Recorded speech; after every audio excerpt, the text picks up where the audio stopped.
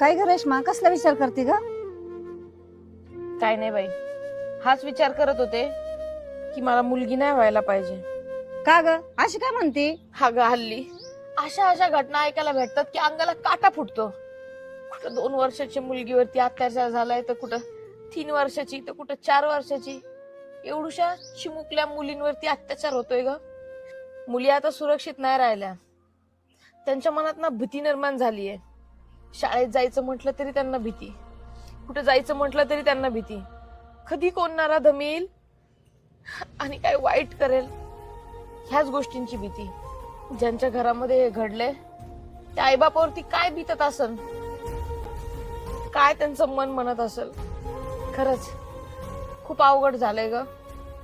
म्हणून मी म्हणलं की मुलगी नकोच, कशाला तिला या पापी दुनियात आणायचंय. त्यापेक्षा तिला जन्म न घातलेलाच बरा. कधी या सगळ्या गोष्टी बंद होतील काय माहित. त्या नराधमांना ना असं ठेसून काढलं पाहिजे. पण काय माहित अशा गोष्टी कधी घडणार आणि कधी नाही.